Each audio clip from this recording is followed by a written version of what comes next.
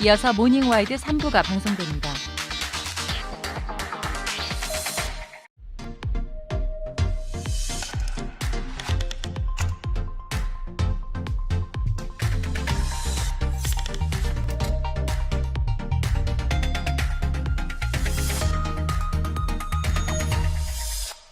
예뻐지는데 걸리는 시간 딱 한 겹. 빠르고 가볍게 한 겹의 뷰티 가히 한 겹 크림.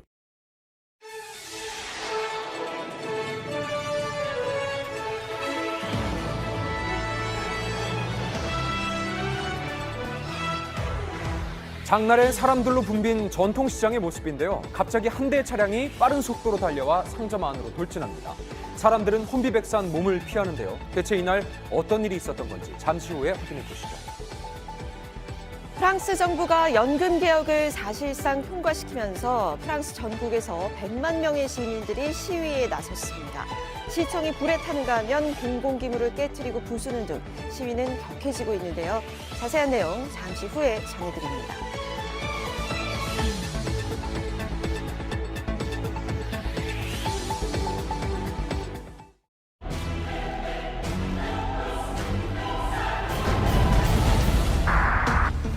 지난 월요일 오후 광주 북구의 한 전통시장 앞 사거리엔 장날을 맞아 모여든 노점상 상인들과 시민들로 북적였습니다. 지금 평일날도 이렇게 많아요. 장날은 이거 한 몇 배, 네, 이렇게 팔고 있었어요, 체딩을. 근데 그 순간에 날라와 버렸다니까, 이쪽으로. 어디선가 벌어진 사고와 함께 가게 밖으로 나온 정육점 사장님. 그런데 무언가를 발견하고 황급히 도망치는데요. 오! 바로 그 순간 갑자기 노점상을 덮치고 그대로 점프까지 밀고 들어옵니다. 저렇게 들어오죠? 매대 위 물건들이 거리로 쏟아지고 상인들은 어안이 벙벙해진 채 그대로 굳어버렸는데요.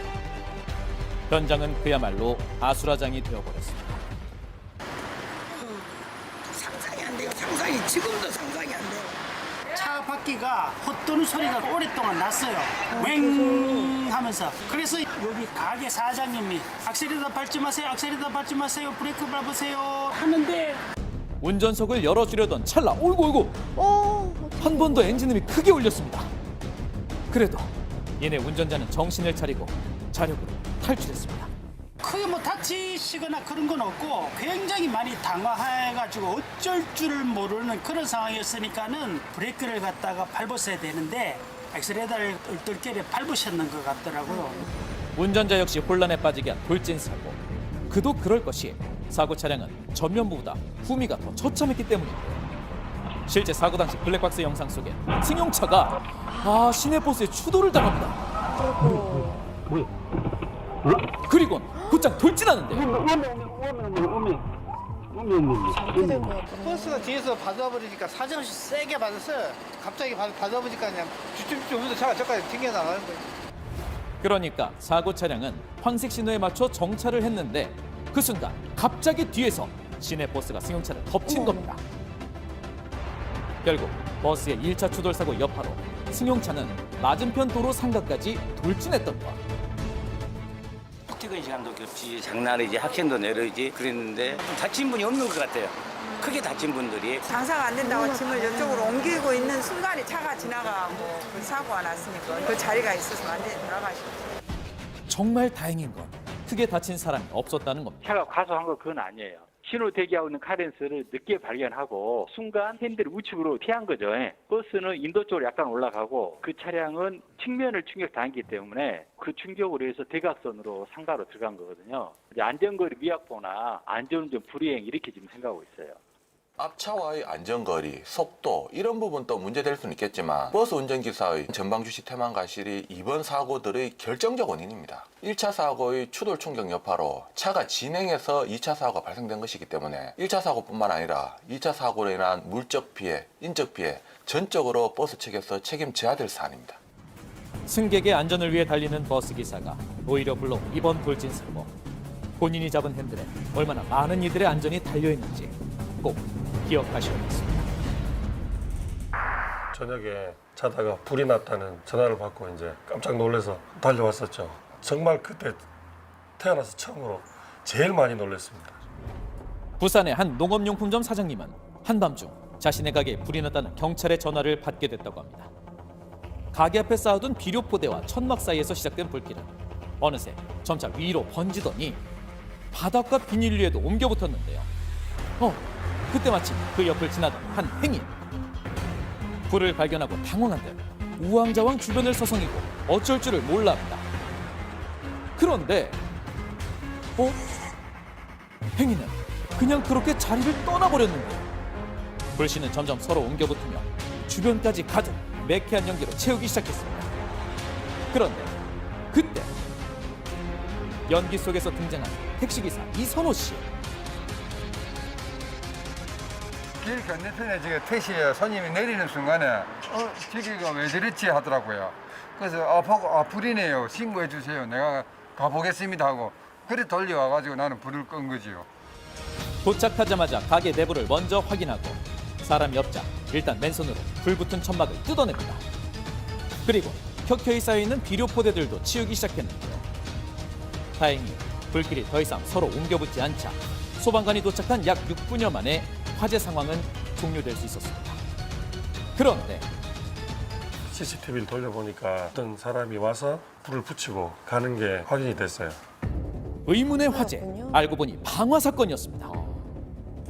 천막 사이에 라이터를 넣는 한 30대 남성.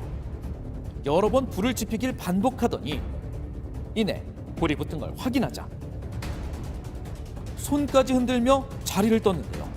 그는 대체 왜 이런 행동을 했던 것인가? 부친이 잔소리 해가지고 화가 나서 집 나와가지고 가다가 그렇게 했다고 얘기를 해요. 방화 미수죠, 미수. 현재 남성은 방화 미수 혐의로 불구속 입건된 상태인데요. 포대 같은 거는 이제 불타고 있는 게 보이거든요. 근데 그게 직접적으로 건물에 옮겨 붙어서 건물이 타고 있다는 것은 명확하게 보이지가 않습니다. 그래서 아마도 수사기관에서는 미수로 판단을 한 것 같습니다. 그 사람이 꼭 잡혀서 처벌을 받았으면 좋겠다라고 생각했는데 이 일이 지난 후에 검거가 됐어요, 다행히. 그런데 검거된 후 방화를 저지른 남성과 그의 어머니가 가게를 찾아왔는데요. 그분이 장애가 있으시다라고 얘기를 들었고 아들이 그런 짓을 한 거는 부모로서 잘못한 거다라고 해서 저한테 계속 사과를 하셨고 저도 기사님 덕분에 피해가 경미했고 해서 합의를 해드렸어요. 지적장애 2급인 아들을 데려와 사죄한 어머니를 사장님도 용서하기로 했는데 이번 일로 마음이 편치 않았지만 그래서인지 더 큰 피해를 막아준 택시기사님께 감사했다는 말을 꼭 전해달라고 하시더라고요. 3일 전 인천 소청도의 한 해상에서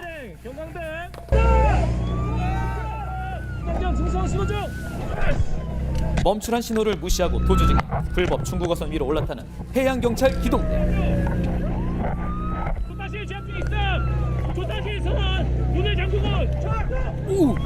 발길질을 하며 조타시로 접근하지 못하도록 저항합니다. 심지어 흉기까지 소지한 채 위협하는 선장. 당시에 중국 선장이 조타실 문을 닫은 채 흉기를 휘둘면서 격렬히 저항을 했거든요. 이에 저희 해양경찰은 경찰 장구를 이용해서 납포 작전을 개시하도록 했습니다. 네, 중국어서 흉기를 들고 도주 중으로 유견발 이용 제한 시키고 있음. 도를 넘어선 위협에 진압 태세를 갖추자 조타실 문을 닫아버리는 중국인 선장. 체포되지 않기 위해서 발악을 합니다. 기동대는 조타실 창문과 반대편 출입문에서도 합동 제압 작전에 들어갑니다. 도주를 차단하기 위해서 기관실을 개방해서 기관실의 엔진을 정지하는 방법으로 저희가 작전을 하게 됐는데 진퇴양난에 빠진 중국어선. 현재 조타실 진입 시도 중. 선장 계속 지속적으로 저항 중에 있어. 선장은 물통까지 집어던지며 끝까지 저항합니다. 결국 무언가를 집어넣는 기동대. 기동대는 조타실에 최루탄을 투척하고 선장이 나올 때까지 대비 태세를 갖추기로 합니다. 그런데 개인적으로 생각했을 때는 한두 번 불법 조업을 해봤던 게 아닌 것 같습니다. 이 창문을 깨면서 그 연기를 빼면서 자기가 숨을 쉬면서 강렬하게 저항을 하고 있더라고요. 하지만 선장도 합동 공격에 당할 재간이 없었습니다. 조타실 2명 주의하여 제압 중에 있어. 40여 분간 11km가량 도주했던 중국어선은 작업 완료, 작업 완료. 그리고 총 2척의 불법 어선도 납포됩니다. 본격적인 봄철 꽃게 조업철을 앞두고 있기 때문에 또 우리 해역에서 중국 어선이 계속 증가하는 추세이고, 당시 갑판상에 쌓여져 있었던 거는 홍어랑 꽃게 등 약 잡어 40박스 정도가 있었습니다. 우리 해역에서 허가 없이 조업한 총 8명의 선원도 국내로 압송됐습니다. 이들은 경제수역 어업주권법 위반 및 특수공무집행 방해로 조사를 받게 됐는데요. 우리나라 속담엔 이런 말이 있습니다. 도둑개가 살안치고 남의 것을 탐하면 탈이 난다. 좋은 교훈이 됐길 바랍니다.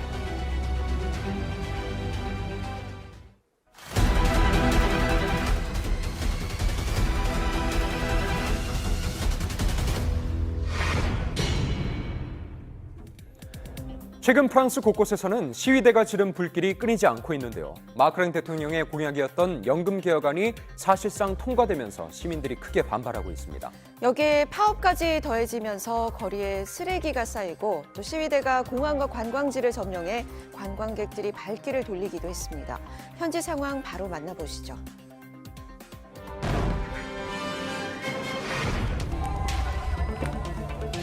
프랑스 남부의 항구 도시 보르도. 한밤중 시청의 입구에서 불길이 치솟기 시작합니다. 하지만 누구도 불을 끄지 않고 오히려 환호하기까지 하는데요.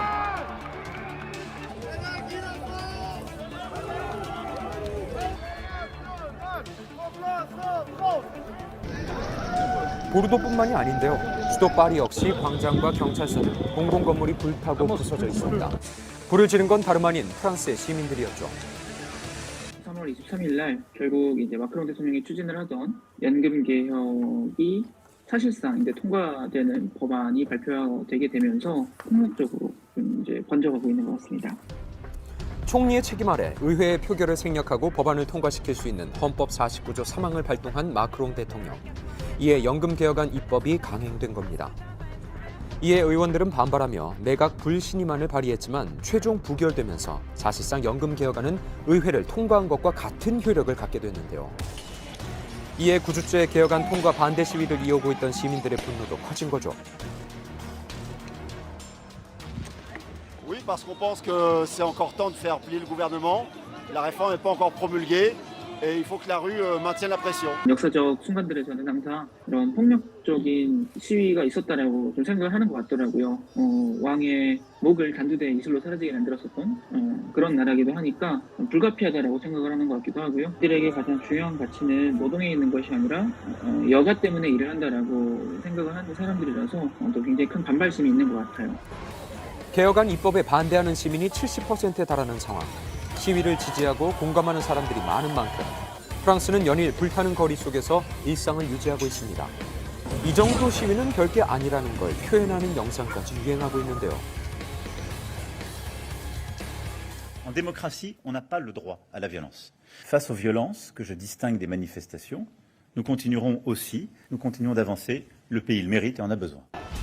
하지만 시위가 공공건물에 대한 공격 등으로 격화되자 진압 또한 강력해졌습니다.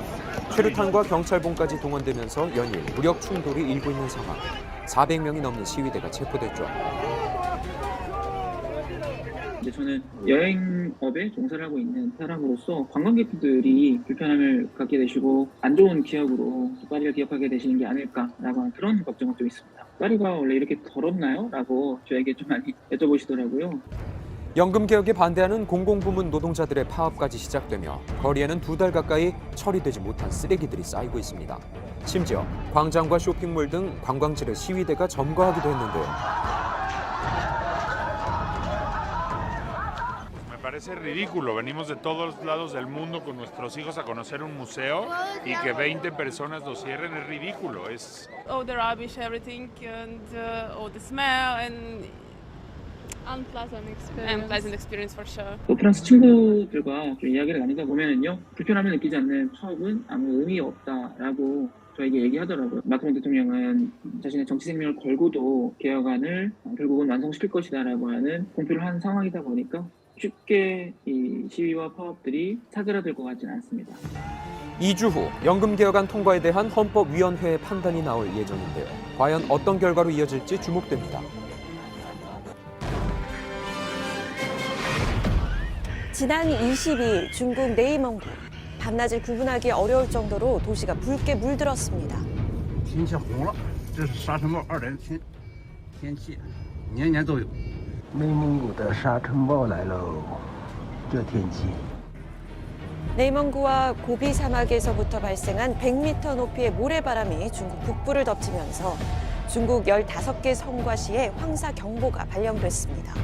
수도 베이징의 공기질 지수는 최악을 기록했는데요. 진짜 건물이 아예 보이지 않고 피부 같은 경우 트러블도 나고 눈이 너무 건조하다 보니까 눈물이 나오는 경우도 있었어요. WHO에서 미세먼지 매우 나쁜 단계로 분류되는 150 마이크로그램의 30배가 넘는 수치. 코로나19에서 벗어난 주민들은 이제 대기 오염 때문에 마스크를 찾습니다. 风大沙尘大，不太好走。感觉的话，反正地铁里面也是一股那个土的味道。 세차를 해봤자 하루 만에 다시 더러워지기 때문에 세차를 잘 안 한다고 들었거든요. 그 정도로 미세먼지가 심해서.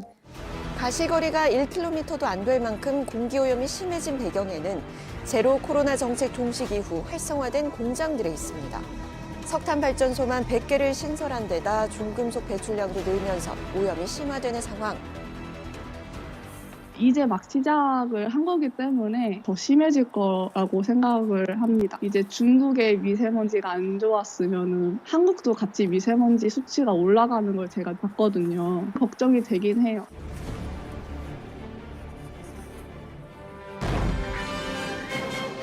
Former President Donald Trump holding his first major 2024 campaign rally under the shadow of a possible indictment. 지난 25일 텍사스에서 첫 대선 유세를 펼친 트럼프 전 대통령. 수많은 지지자가 몰렸습니다. If you put me back in the White House, their reign will be over and America will be a free nation once again. The Biden regime's weaponization of law enforcement against their political opponent is something straight out of the Stalinist Russian horror show. 대선 유세와 동시에 자신에 대한 기소를 막아달라고 호소했는데요. 지난 2016년 성추문에 휩싸이면서 이를 무마하기 위해 장부를 조작하고 회사 돈을 지급했다는 의혹을 받고 있는 트럼프 전 대통령. 만일 의혹이 사실로 드러날 경우 기업회계 위조로 기소될 수 있는 상황입니다. Did you know about the $130,000 payment to Stormy Daniels?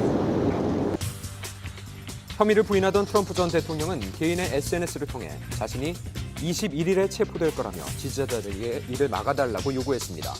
이에 텍사스와 플로리다 등 미국 곳곳에서 트럼프 전 대통령의 기소에 반대하는 시위가 발생한 건데요.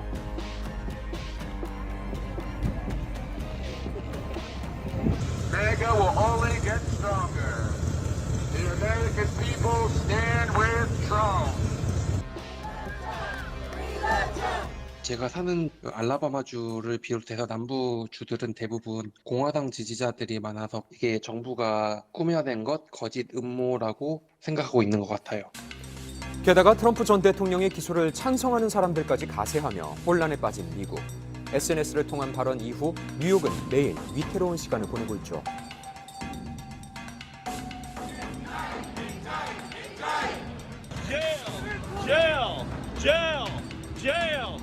트럼프 플라자 앞에는 항상 프로테스트가 있습니다. 뉴욕은 트럼프를 싫어하는 사람들이 더 많기 때문에 만약에 이렇게 기소를 할 경우 엉망진창이 되지 않을까. 뉴욕 경찰들이 되게 지금 긴장하고 있고요.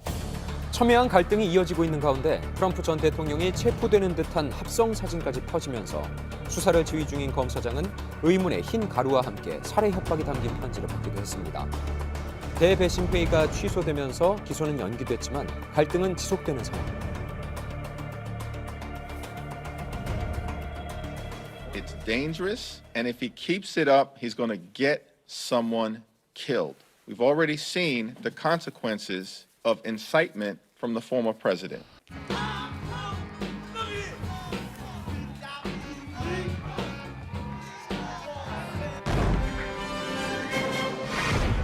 팬데믹 이후 활기를 되찾은 이탈리아의 수상도시 베네치아. 아름다운 운하를 따라 곤돌라와 수상택시가 다니는 이 도시에서 최근 예기치 못한 일이 발생했습니다. 건물 옥상에 올라가 아래를 내려다보는 한 남성. Me up, boss. Oh, bye-bye.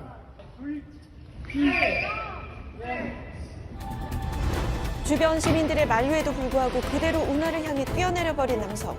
그의 정체는 베네치아를 찾은 일반 관광객이었는데요. 최근 몇 년 동안 계속해서 발생을 하고 있었거든요. 단순히 좋아요를 받기 위해서 이런 행위를 한다는 것 자체가 너무너무 위험하죠. 이게 어떻게 좀 제지가 있어야 되지 않느냐 하는 말들은 계속 나오고 있거든요. 오로지 SNS에 조회수를 올리기 위해 위험천만한 챌린지를 강행해온 관광객들. 주민들의 불안과 불만도 커지고 있습니다. 말 그대로 운하는 수상버스와 수상택시가 운행하는 도로이거든요. 그래서 도로에 뛰어든 것과도 마찬가지고 운하에서의 수영이랑 서핑 등등 이런 모든 수상 스포츠가 전면 금지되어 있고요. 베네치아 운하에서 수영 등 수상 스포츠 활동을 할 경우 한화 약 70만 원의 벌금을 내야 할 뿐만 아니라 추방 처분을 받을 수 있는데요. 실제로 지난해 운하에 뛰어들고 서핑을 했던 관광객들 모두 이탈리아에서 추방됐습니다. Lo dico perché poi se pubblicherà sta roba sui social, lui e il suo compare, adesso stiamo cercando di identificarli. Ho mandato una pattuglia a vedere. 로마에 가면 로마의 법을 따라야겠죠. 베네치아에서 더 이상 관광객의 만행은 없길 바랍니다.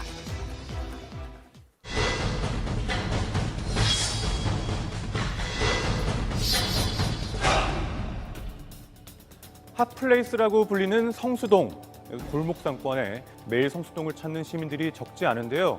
하지만 이곳 소상공인들은 활성화된 상권이 마냥 달갑지만은 않다고 이야기합니다. 그 이유는 무엇일까요? 날에서 취재했습니다. 2016년경부터 서울 성수동 골목은 힙한 분위기의 상권으로 유명해졌는데요. 그런데 이곳 상인들은 유독 시름이 깊어져 가고 있다고 합니다. 20년이요? 내용증명이 날라왔어. 한 몇 달 동안은 맨날 그냥 열받아갖고 술만 먹고. 평일 낮 시간이지만 시민들의 발걸음이 끊이질 않는 골목. 상인들에게 환영을 받아도 될 이런 상권이 어째서 상인들을 울리고 있다는 얘기일까요? 예전 평당 10만 원이 채 안 됐죠. 지금 같아서는 평당 25만 원? 3배 가까이 올랐다고 봐야죠. 하루하루가 다르니까. 자, 활성화된 상권에 자연스럽게 오르는 임대료와 더불어 상인들이 힘들어하는 또 다른 이유도 있습니다. 더 올려받는 것까지는 나도 이해를 하는데 나가라고 하니까 그게 아주 소송을 해고 변호사 4명이나 사가지고 와가지고 이사 비용만 그냥 받고 나가게 되죠. 자, 이곳 한자리에서 20년간 떡집을 운영해왔던 상인. 그러나 건물주의 요구로 고향 같은 성수동 골목을 떠나야 하는 실정이랍니다. 지금 계속 들어오려고 자리만 노리고 있는데 여기 공실이 없어요. 수요가 있다 보니까 들어오려는 사람은 많고 그리고 임대인이 가격을 올리더라도 들어오려고 하는 사람들이 많다 보니까 타 지역에서 와가지고 많이 준다고 하나도 늦은 음마다 쑤시고 오니까 매물이 없어도 계속 찾으러 오는 거예요? 네, 계속 집중만 쑤시는 거예요.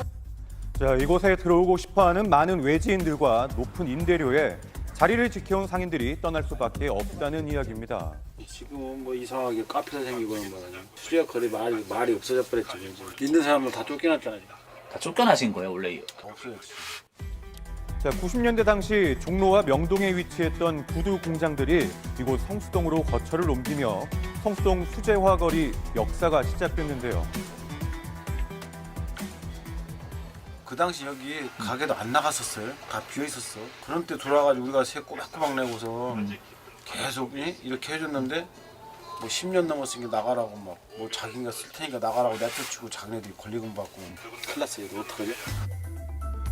오랜 시간에 걸쳐 성수동 골목 상권을 이룬 상인들은 핫플레이스가 되자 가장 먼저 쫓겨나는 처지가 돼버린 겁니다. 임차인은 계약 갱신 요구권을 행사할 수 있는데 기간이 10년입니다. 즉 10년을 초과하면 임차인은 더 이상 임대인에게 계약을 갱신해달라고 요구를 할 수 없고 재계약을 하면 그때부터 최초 임대차 계약 기간을 포함해서 총 10년이라고 되어 있어요. 법에서 보호해주는 계약갱신 요구권이 이미 끝난 거죠. 인기 상권이 되면서 임대료가 높아지고 이로 인해 기존 상인들이 떠나면서 창건이 다시 침체되는 경우도 많이 있었는데요. 성수동 골목이 그 과정을 밟고 있다는 우려의 목소리도 나오고 있는 이유입니다. 뭐 이제 부동산 쪽에서 이제 권리금은 얼마 받아주겠다. 대기업들이 많이 와요. 뭐 이나 지나 그런데 이렇게 뭐 아이스크림 매장도 오고.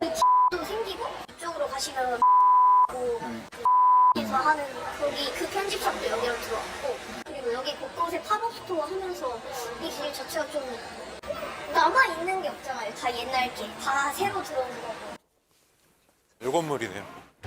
자, 실제로 성수동 상권 곳곳엔 패션 명품 매장부터 고급 프랜차이즈까지 대기업 매장들이 자리하고 있었습니다. 우리가 이제 세를 갖다가 다른 사람을 바꿔 치면은 100만 원 얻은 것도 200만 원씩 올려줘야 돼. 곱절로 이렇게. 네.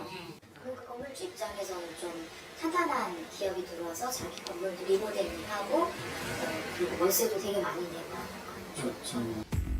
자, 유명 상권에서 나타나는 이런 변화의 흐름, 이익을 쫓는 건물주들의 욕심으로만 봐야 할까요? 임대인 입장에서는 지금과 같은 고금리 상황, 그럼 대출을 받아서 그 부동산을 구입을 했을 수 있는데 그런 상황에서는 건물의 수익이 어느 정도 높아져야 그것들을 감당할 수 있거든요. 그래서 임대인 입장에서는 자연스럽게 임차인에게 높은 임대료를 요구하게 되죠. 임차인이 사실은 그거를 낼 여력이 없는 경우가 많은 것 같아요. 그러다 보니까 프랜차이즈들이 그 자리를 다 들어오게 되는 거고요. 이처럼 성수동이 인기 명소가 되면서 치솟는 임대료 때문에 기존 상인들은 이곳을 떠날 수밖에 없는 상황이 돼버렸는데요. 일각에서는 이곳이 제2의 격리단길이 되는 것 아니냐는 우려도 나오고 있습니다. 과연 해결책은 없는 걸까요? 자, 성수동 상권을 관리하는 해당 구청의 입장은 어떨까 확인해봤습니다. 참 쉽지 않습니다. 어느 쪽 손을 긁기도 임차인들을 위해서 하는 일들이 또 임대인들한테 불편할 수 있는 부분도 있고 하니까 젠트리피케이션 방지 정책을 대기업이나 가맹점, 프랜차이즈 가맹점들이 못 들어오도록 좀 막는 것들을 했었고 뿐만 아니라 상생 협약 이런 것들을 했어요. 그러니까 근데 저희가 했던 구역은 사실 성수동의 한 일부입니다. 조금 더 많이 확대해서 방법이 뭐가 없을까? 이런 것을 사실 고민을 좀 하고는 있어요. 자, 상권의 부흥과 이어지는 변화에 그 누구도 불합리함을 느끼지 않는 대책이 마련돼야 하지 않을까요?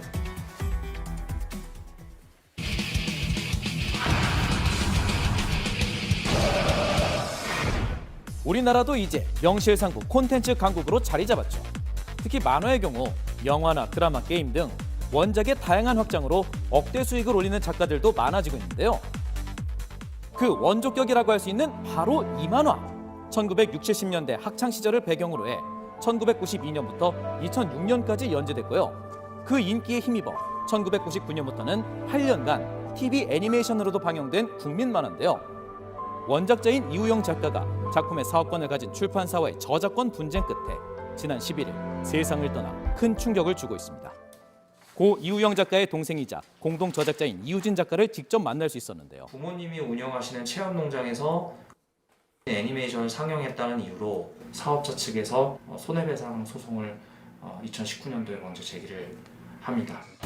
가족이 운영하는 농장에서 작품 캐릭터를 사용했다는 이유로 출판사가 자신들을 고소했다는 겁니다. 게다가 캐릭터를 활용해 새로운 만화를 연재하는 건 역시 저작권 침해라며 소송까지 당한 상황. 대체 이게 어떻게 가능한 걸까요? 사업자와 창작자들 간의 사업권 설정 계약 형태로 2007년부터 계약이 체결되고 사업화가 진행이 되죠. 계약서나 이런 부분들이 불공정하고 불분명하니까 캐릭터 사업을 위해 2007년부터 해당 출판사와 3차례 수정을 거쳐 작성한 사업권 설정 계약서. 여기에 문제가 되는 내용이 숨어 있었다는데요. 사업권 설정 계약서의 좀 흐름을 잘 보실 필요가 있어요. 원 저작권의 권리를 보유하고 있는 이우진에 대해서 사업권 설정 계약을 체결한다고 돼 있어요. 세 번째 2010년도로 넘어가면요. 저작물의 원 저작권에 갑자기 스리슬쩍 사업자인 장모 씨가 저작권자로 되는 거거든요. 출판사와 계약하기 한참 전부터 연재하던 만화였지만 어느 순간 출판사 대표가 공동 저작자로 이름을 올린 것도 모자라서 모든 사업권을 넘긴다는 조건으로 계약하게 됐다는데요. 심지어 계약의 효력을 5년으로 제한하는 조항조차 마지막 계약 당시엔 빠져 있었다고 주장합니다. 작품에 대한 권리를 영구적으로 가져갈 수 있는 계약이 될 수 있다는 거죠. 결국 자신들이 만든 만화를 어디에도 사용할 수 없는 상황이 되어버린 건데요. 우리는 사업 대행업자니 사업만 할 테니 작가들은 마음껏 창작 활동을 하세요 라는 그런 부분들이 계약서에는 없었죠. 믿음으로 진행했기 때문에 그런 부분이 빠져 있었는데, 그러는 동안 출판사 측은 지난 15년간 작가의 허락 없이 70개가 넘는 만화 관련 사업화를 진행했다고 합니다. 취재 도중 출판사에서 사건에 대한 입장문을 받을 수 있었는데요. 고 이우영 작가가 다른 공동 저작자들의 허락 없이 기존 만화를 이용해 새로운 작품을 연재한 건 심각한 저작권 침해가 맞다는 겁니다. 또한 모든 사업은 계약서에 따라서 진행됐고 그에 따른 수익도 공정하게 배분했다고 주장하는 상황. 문제의 계약서가 과연 적법한 계약이라고 볼 수 있는 건지 변호사를 통해 확인해봤습니다. 이 원저작물에 기여를 한 바가 없는 사람은 사실은 원저작자가 될 수가 없어요. 그러니까 원저작자가 될 수 없는 사람을 원저작자로 지목하고 있는 것 자체가 문제가 될 수가 있고, 저작권법은 실제 작품을 창작한 사람만 원작자로 인정하고 있어 위법한 조항일 수 있다는 거죠. 모든 권리에 대해서 포괄적으로 전부 양도하는 계약은 굉장히 차원이 달라요. 지금 이 손해배상 청구권 등 양도각서를 보면 작품 활동과 사업에 대한 권리, 그리고 추후 관련된 모든 업무에 관한 진행의 권리가 전부 양도되는 형태거든요. 불공정하다고 볼 수가 있겠죠. 자식처럼 소중한 만화를 빼앗기고만 고 이우영 작가. 하지만 소송은 어느덧 4년이 지난 지금도 끝나지 않았습니다. 네, 이렇게 원작자가 자신의 작품을 빼앗긴 일은 과거에도 있었습니다. 한국인 최초로 아동문학계의 노벨상인 아스트리드 린드그렌상을 수상하고 뮤지컬로도 제작됐던 유명 그림책의 작가 역시 불공정 계약으로 인한 저작권 분쟁에서 패소했는데요. 여전히 창작계에 이런 불공정 관행이 남아있는 이유, 과연 뭘까요? 지금부터 썰을 풀어보죠. 이유를 살펴보기 앞서 과거 어떤 식의 계약 관행이 있었는지를 먼저 알아보자면요. 종이책으로만 발행되는 출판계 산업이 매우 단순했기 때문에 일괄적으로 한꺼번에 목돈을 작가에 주고 그 이후에 판매 부수라던가 판매량에 대해서는 더 이상 신경 쓰지 않는 그런 식으로 외절 계약이 이용되어 왔습니다. 즉, 창작자에게 계약금을 먼저 지급하고 모든 저작권을 사업자가 가져간다는 건데요. 향후 작품이 엄청나게 성공한다고 해도 창작자는 아무 수익을 얻지 못하는 거죠. 우리가 등 떠밀려서 서명하는 경우는 분명히 있을 수 있다 이거예요. 뭐 어떻게 해서든지 작품을 세상에 알리고 싶은데 이 기회가 아니면 놓칠 것 같고, 그런 것들을 이용해가지고 불공정 관행을 그냥 너무 당연하듯이 요구해 왔다는 게 문제가 있는 거죠. 콘텐츠를 활용한 사업이 활발해짐에 따라 2018년 다양한 창작 분야에 대해서 표준 계약서가 만들어졌는데요. 문제는 더 교묘한 계약 형태가 나타난 겁니다. 그리고 작가들을 관리하는 에이전시가 따로 있습니다. 그러면 만화가들을 관리하고 저작물의 저작권을 관리하는 에이전시가 따로 있고요. 근데 매절이 문제가 되니까 우회로를 만들었죠. 그게 공동저작권 계약입니다. 지금 체결되고 있는 많은 연재 계약들이 제작사가 공동저작자로 들어가 있어요. 작가의 연재 계약을 중개하는 에이전시. 이 공동 저작권 조항은 신경 쓰지 마. 이대로 사인만 하면 된다니까. 네, 알겠습니다. 진짜 아무 문제 없는 거죠? 하지만 회사가 작품의 공동 저작자가 되고 나면 창작자가 저작권을 행사할 수 없도록 모든 권한을 가져가는 일이 흔하다는 거죠. 저작물의 저작권 행사를 제한할 수 있게 조항을 새로 만드는 거죠. 이렇게 별지로 합의서를 넣거나 뭐 부속 합의서를 넣거나 하는 식으로 원 계약 이후에 그런 식으로 조금씩 지분을 양도받는 경우가 있습니다. 그냥 특약을 넣으면 매우 쉽게 해결이 되잖아요. 그런 식으로 현장에서 굴러가고 있기 때문에 실제로 제가 그 자문을 해드렸던 작가님 중에 한 분은 결국엔 계약을 체결을 못했어요. 불공정 계약인 걸 알지만 창작자의 생계가 달린 기회인 탓에 결국 관행으로 굳어진 건데요. 처음부터 기울어진 운동장, 어떻게 바로잡아야 할까요? 원작자를 배제하고 사업 잘하는 사람만 잘한다고 잘 될까? 분쟁들을 해결하지 못하면 이 IP의 진정성이 훼손돼서 결국 사업 망해요. 그러니까 이거는 황금알을 낳는 거위 배를 가르는 거에 가깝지 않나. 그렇게 창작자, 그러니까 저작자를 보호할 수 있는 여러 제도가 좀 더 논의가 되어야 되고 면밀한 검토가 필요한 상황입니다. 앞으로 우리나라가 진짜 콘텐츠 강국으로 거듭나기 위해선 창작자의 희생을 강요하는 구조부터 바뀌어야 하지 않을까요?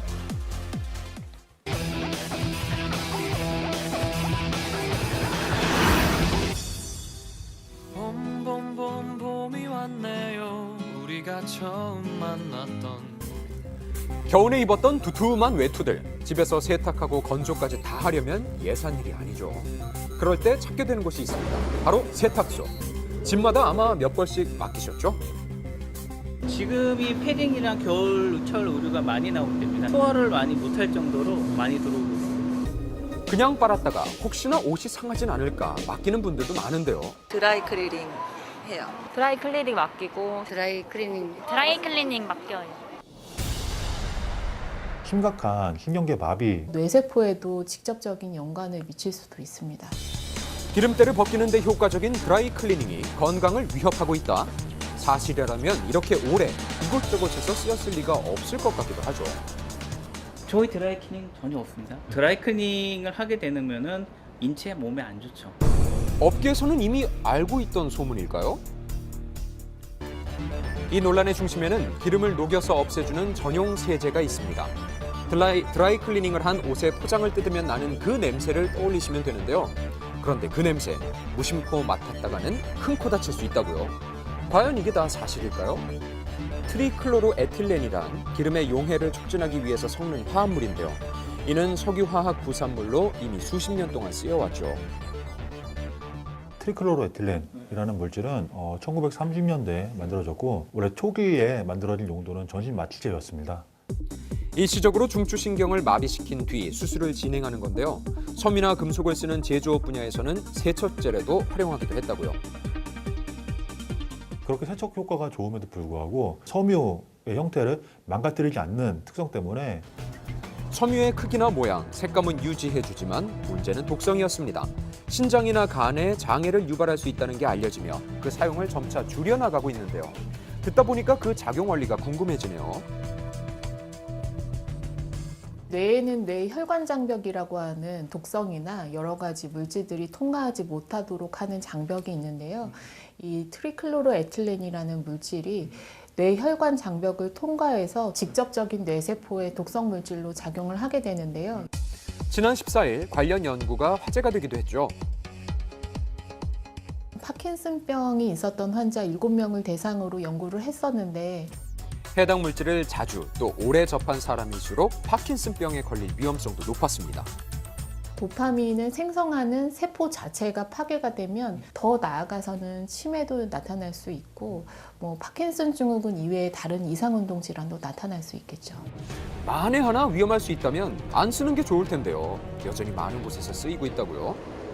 석유 냄새가 나기는 해. 비닐을 투과하기는 어렵잖아요. 비닐을 입힌 채로 오기 때문에 사실 그 안에서 이제 갇혀 있게 되는 것이죠. 그런 것들이 이제 옷장에 계속 오랫동안 넣어놨다가 이것을 비닐 커버를 벗겨내고 읽게 되면은 이게 우리에게도 노출될 수 있습니다.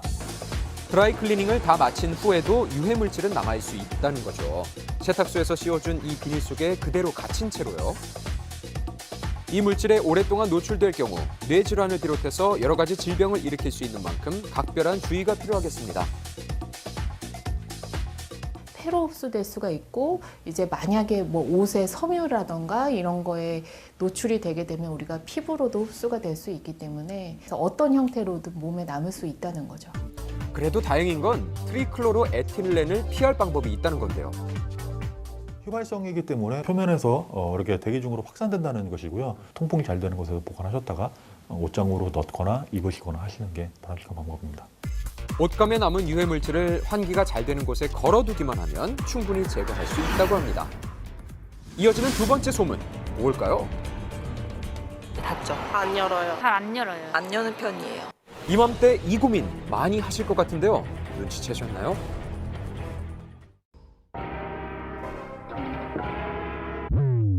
Taking off like I'm a rocket, leaving them all in the dust. Slaying the groove in the pocket, keep stacking it up in the trust. While I'm taking my shots. Tracks crossover. 봄이 괴로운 계절이라는 조세라 씨를 만났습니다.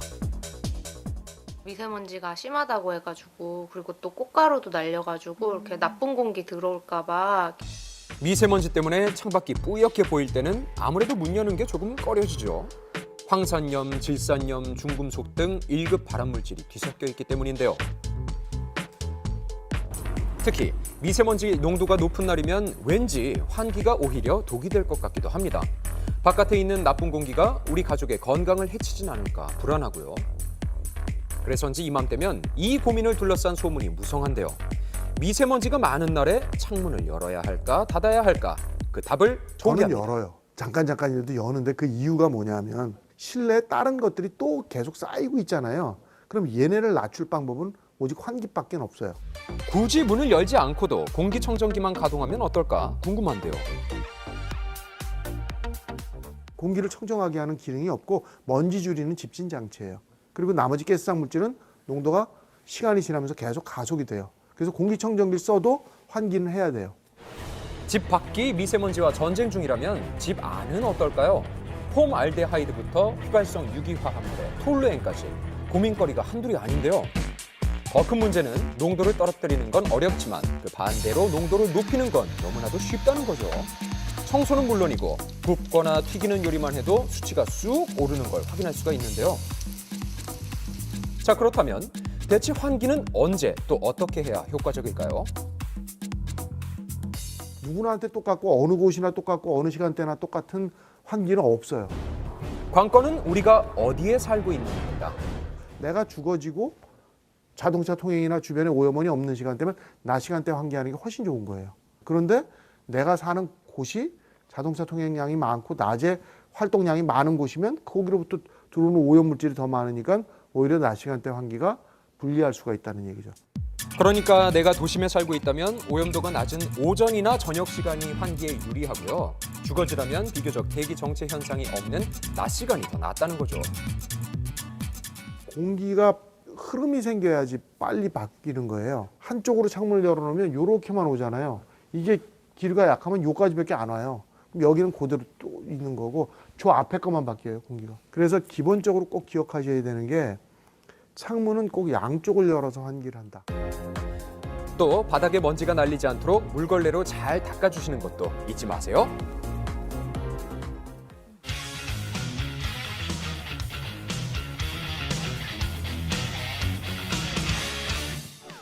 연예뉴스 강경인 기자와 함께합니다. 방탄소년단 멤버 지민이 솔로 앨범과 함께 또 열풍을 일으키고 있는 게 있다고요?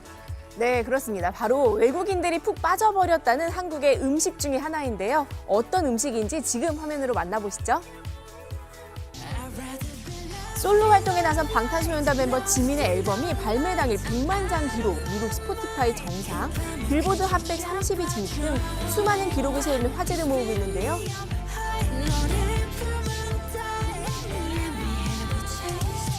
그런데 솔로 앨범 활동뿐만 아니라 이것 열풍 또한 주도하고 있다고 합니다. 뭐죠? 바로 한국인이 가장 사랑하는 분식 중에 하나죠. 떡볶이인데요. 맛있죠. 최근 미국 MBC에서 보도된 화제를 모은 기사입니다. 한국 길거리 음식인 떡볶이가 미국을 장악했다며 미국에 부는 K푸드 열풍을 집중 보도했는데요. 거기에 방탄소년단의 지민이 서울 동대문 시장에서 떡볶이를 먹는 모습이 포착됐고 이것이 미국 팬들 사이에서 화제가 되면서 핫 아이템으로 떠올랐다는 내용이 함께 언급됐습니다. 지민의 떡볶이 사랑은 팬들 사이에서도 유명한데요. 여러분 크리스마스는 떡볶이예요. 메리 크리스마스. 앨범 준비로 다이어트를 하고 있다면서 먹고 싶은 음식으로 떡볶이를 꼽기도 했는데요. 밤 자기 전 먹고 싶은 메뉴를 메모장에 써둡니다. 매운 게 먹고 싶기도 하고. 떡볶이를 제가 안 먹은 지 진짜 오래됐거든요. 실제로 해외 대형 온라인 쇼핑몰과 마트에 떡볶이 밀키트의 판매가 급증하고 있을 뿐만 아니라 떡볶이 매장을 직접 방문하는 외국인들도 늘고 있다고 하는데요. 영국에는 줄을 서서 먹는 분식집이 있을 정도라고 합니다. 700명?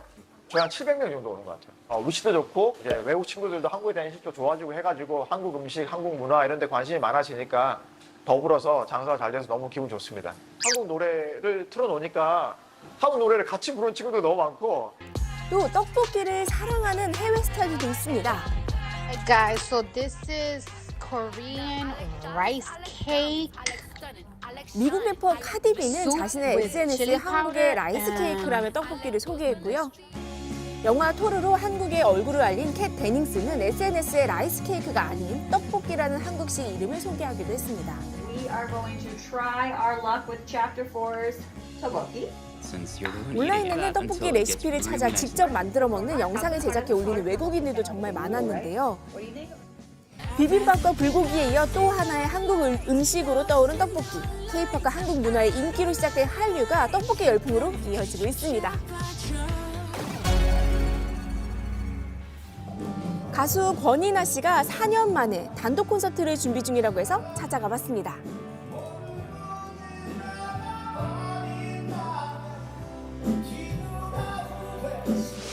모닝와이드 시청자 여러분 안녕하세요. 가수 권이나입니다. 반갑습니다. 오랜만이네요. 단독 콘서트를 하신다고 네. 제가 들었어요. 네. 어떻게 준비하고 계신가요? 소극장 락 페스티벌 컨셉인데 조금 이제 빠른 노래 위주로 그래서 이제 제가 기존에 불렀던 느린 노래들도 조금 편곡을 바꿔서 빠르게 바꿔보고 기존에 후배들이 불렀던 노래들도 제가 다시 부를 때는 뉴메탈 쪽의 느낌이 좀 나도록 편곡을 좀 많이 바꾸고 있습니다. 권이나 씨 하면 폭풍 성량과 3옥타브가 넘는 고음이 매력적인데요. 그렇죠.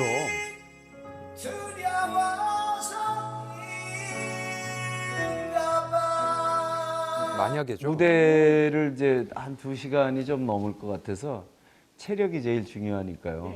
힘 빠지면 안 되잖아요. 그리고 저는 또 고음이 많아서 대부분 체력 소모가 좀 있는 노래들이라 더더욱이 또 준비를 좀 해야 됩니다. 그래서 얻은 애칭도 있는데요. 요즘은 천둥호랑이로 더 많이 불리고 있습니다. 맞아요. SNS에서. 천둥호랑이. 천둥호랑이. 네. 마음에 드시는지요? 아유, 저는 뭐 너무 마음에 들어요. 나한테 좀, 이런 평가? 와, 이건 정말 너무 고맙다. 그런 생각을 진짜 했어요. 이거 처음 명명해 준 분 저한테 연락 주십시오. 제가 꼭 맛있는 식사를 대접하고 싶습니다. 근데 아직도 연락이 없으시네요. MZ세대 특별히 이렇게 권이나 선생님을 이렇게 사랑하는 이유가 있을까요? 우리 시대 뮤지션들, 가수들의 발성하고 요즘 시대 가수들의 발성이 조금 사실은 달라요. 우리처럼 좀 거칠고 호흡 위주로 내는 소리들을 저 아저씨 뭐야? 신선한 거죠. 저 아저씨 무슨 노래를 저렇게 해? 그게 좀 새로울 수도 있겠다. 그런 생각이 들어요. 데뷔 이후 수많은 노래를 부른 권이나 씨가 가장 소중하게 생각하는 노래는 무엇인지 물어봤습니다. 뭐 그래도 비 오는 날 수채화가 제일 소중한 노래 중에 하나고요. 왜냐하면 저에게 가수로서의 길을 새롭게 다시 한번 열어준 음악이고 뮤지션으로의 첫 출발은 이제 사랑을 잃어버린 나라는 곡을 만들면서 시작을 했다고 할 수 있고 명곡 안 들어볼 수가 없겠죠? 음악이 흐르는 카페에 초콜릿에 물감으로 빗방울 그려진 가로등불 아래 보라색 물감으로 직접 라이브로 들으니 더욱 좋았습니다. 늘 건강하시고요. 항상 행복하게 음악과 함께 하십시오. 열심히 준비하고요. 열심히 노래하겠습니다. 감사합니다. 오늘 아침 서울의 최저 기온은 7도, 낮 최고 기온은 21도고요. 전국 대부분 지방이 낮 기온 20도 이상으로 포근한 날씨를 보이겠습니다. 네, 하지만 대기가 정체 현상을 보이면서 미세먼지가 많을 것으로 보입니다. 호흡기 관리 신경 쓰시기 바랍니다. 오늘 건강한 하루 보내시고요. 저희는 내일 아침에 다시 인사드릴게요. 고맙습니다.